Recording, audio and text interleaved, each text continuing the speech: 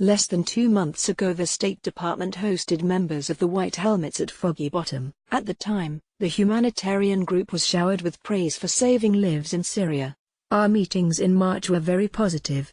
There were even remarks from senior officials about long-term commitments even into 2020. There were no suggestions whatsoever about stopping support, Riyad Saleh, the group's leader, told CBS News. Now they are not getting any U.S. funding as the State Department says the support is under active review. The U.S. had accounted for about a third of the group's overall funding. This is a very worrisome development, said an official from the White Helmets. Ultimately, this will negatively impact the humanitarian workers' ability to save lives. The White Helmets, formerly known as the Syrian Civil Defense, are a group of 3,000 volunteer rescuers that have saved thousands of lives since the Syrian civil war began in 2011. A makeshift 911, they have run into the collapsing buildings to pull children, men and women out of danger's way. They say they have saved more than 70,000 lives. Having not received U.S. funding in recent weeks, White Helmets are questioning what this means for the future.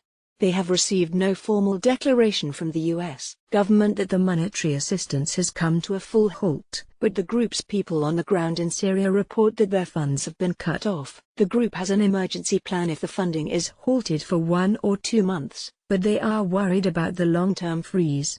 If this is a long-term or permanent halt, it would have a serious impact on our ability to provide the same intensity and quality of services that we currently provide to civilians, said Saleh. An internal State Department document said that its Near East Bureau needed confirmation from the administration to greenlight funding for the White Helmets in Syria by April 15 or the department would initiate shutdown procedures on a rolling basis. That document also said that the department needed to be notified by April 6 that it could continue programs that focus on removing landmines, restoring essential services and providing food to moderate forces and their families, or those programs would also have to be shut down. However, U.S. government officials are not talking on the record about the date of the actual funding cutoff for each program, which is leading to confusion. State Department spokesperson Heather Nauert has previously called the White Helmets selfless men and asked journalists to watch a documentary about their work, but the State Department did not respond to a CBS News inquiry earlier this week about which programs are still receiving funding, and the date for when certain programs will lose their funding. President Trump put a freeze on the $200 million in U.S. funding for recovery efforts in Syria in late March. This freeze means that U.S. support for the White Helmets is not the only project in jeopardy. There are also many other stabilization efforts that are backed by the U.S., including the clearing of explosive devices, bringing back electricity, rebuilding schools, and getting water running, that may end soon.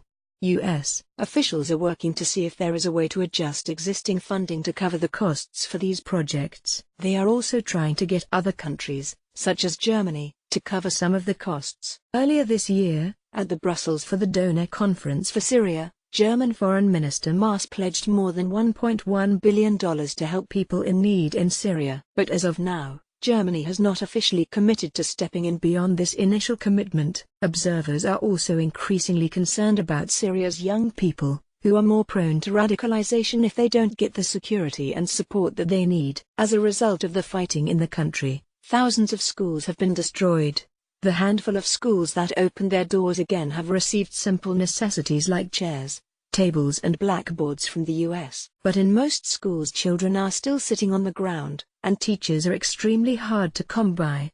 The amount of U.S. support is very limited, but it is better than nothing. So if that will stop, that will be a disaster. After ISIS they started to open the schools, and if money stops, that will be done, said a senior member of the Deir ez-Zor City Council. Without education the people only have ISIS ideas.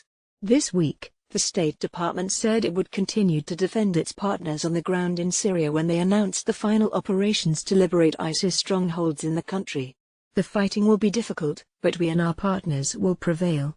We will defend United States, coalition, and partner forces if attacked. The days of ISIS controlling territory and terrorizing the people of Syria are coming to an end, wrote State Department spokesperson Heather Nauert. She did not write anything about the stabilization projects. Meanwhile, much of Syria that has been cleared of ISIS control, such as Raqqa, its self-proclaimed capital, is still in ruins and almost impossible to live in. Raqqa is like a sick person in an emergency room, so the money or treatment should come faster than the routine way. He is not a normal sick person, Abdullah Al-Aryan, a lawyer in Raqqa advising the governing civil council. The passion and power the U.S. put in to liberate Raqqa does not at all equal the passion to rebuild Raqqa. It is very much different, much less, much more slow, says Al-Aryan. They give us very beautiful words and promises but not much else.